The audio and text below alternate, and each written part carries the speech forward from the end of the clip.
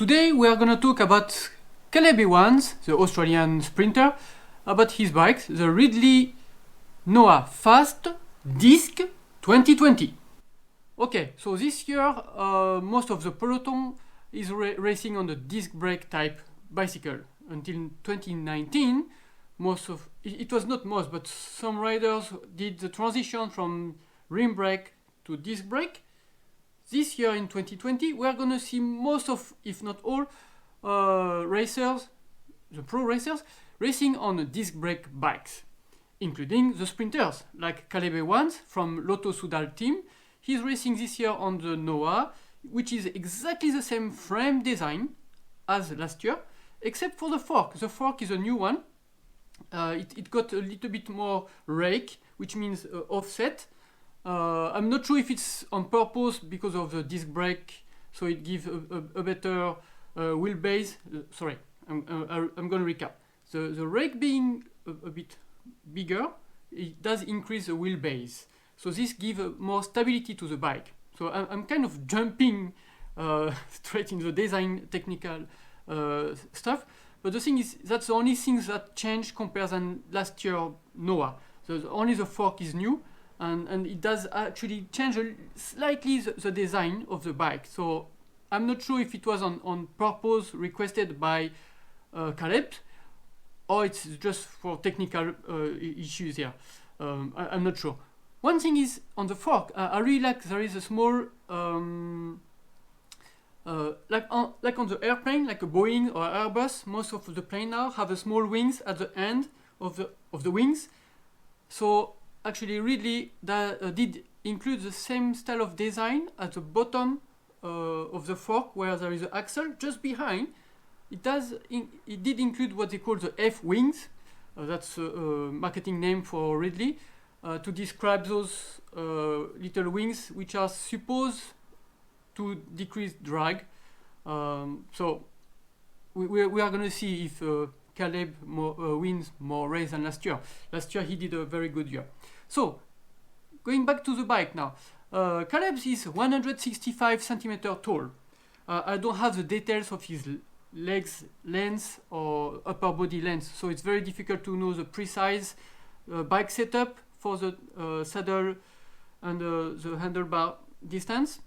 And also keep in mind that most of riders actually change the setup along the year. Like you feel more tired and your body gets stiffer and so on. So those are very, very tricky little adjustments. It's different from the beginning to the end of the season. So we are going to focus on the bike design, specifically the frame. And so he's racing on the Ridley Noah Fast Disc. The size is XS, and the size XS corresponds to 51 centimeter.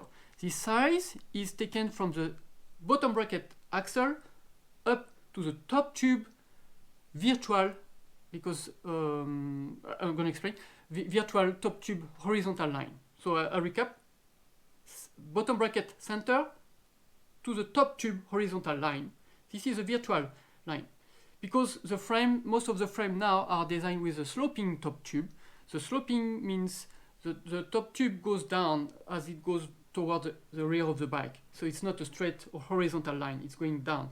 So now most of manufacturers take that virtual horizontal line taken from the front of the top tube toward the front where is the handlebar.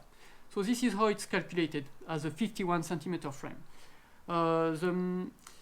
The fork, the head angle is 72 degrees, the seat angles is 74 degrees, and it does change compared with the frame size. So this is specific to this frame.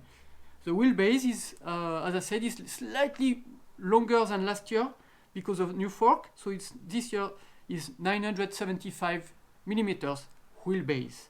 That the wheelbase means from the front wheel axle to the rear wheel axle distance. That's a wheelbase. Last year was 4 millimeters shorter, so which means much more nervous bike reaction when you ride it. And most of sprinters likes to have a very nervous bike because when they sprint, they want all their movement and energy going fast, hard, a very quick response bike. So that's why we tend to see most of sprinter racing on one of the smallest size as they can. And for Caleb, it is actually an extreme because he's racing with the smallest NOAA frame size, which is the XS, and he's setting up the bike with the longest stem on the market, which is 150 millimeters length. So we have something extreme here. The smallest frame with the longest stem. But then it works for him. Last year he won several stages, including Tour de France sprint stage. So we have to respect this. Don't try this at home. This setup is done for professional, and he's paid to win race. So he's doing all the best setup to give those results. Now let's jump to the bike setup. The components. So the frame and the fork are Ridley. The components sponsor, namely the gears, are from Campagnolo.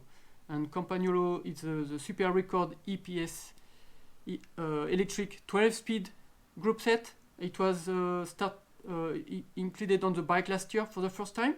And actually, Caleb did win the first race with his bike setup last year.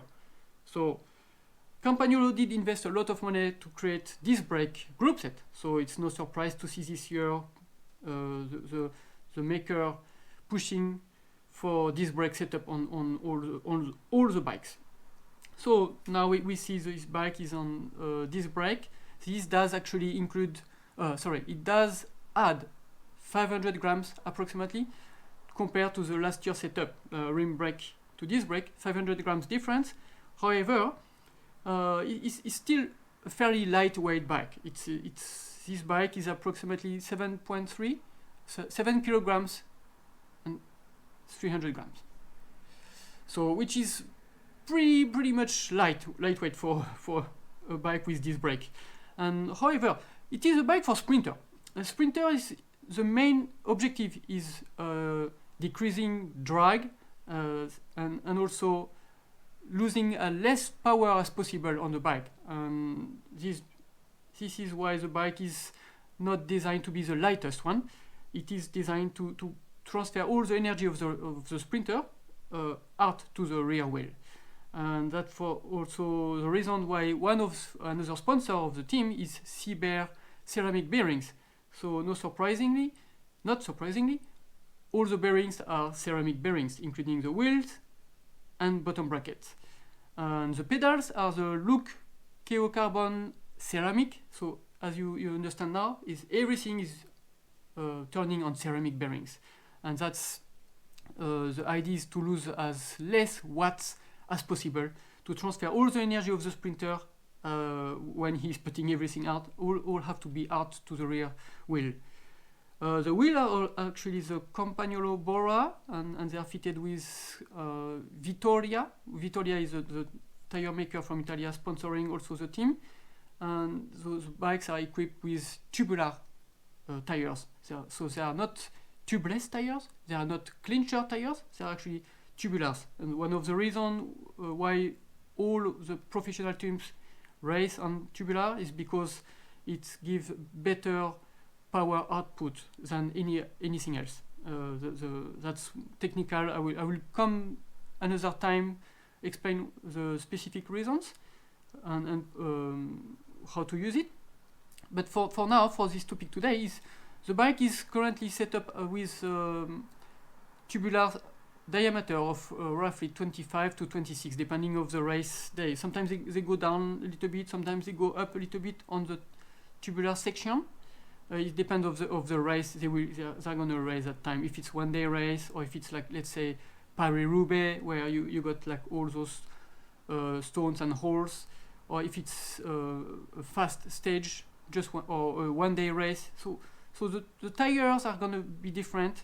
So it's very difficult to be specific and for the tires, and also for the cassette, for the rear gear. The rear gears are changed upon the race day. Like if it's a mountain or hilly stage is going to be different cassette than if it's a flat stage, obviously. So that's why sometimes it's useless to explain which cassette is right now on the bike, because at the time of the race, you're going to look, it's going to be different one. One very important point is to check the crank. The crank length of cable is 170 millimeters. It's a Campagnolo Super Record crankset equipped with SRM power meter included on the bike. So that's it. I think I've been all around the bikes. If you have any question, just post it somewhere, and I will make sure to reply to it. Thank you. See you soon.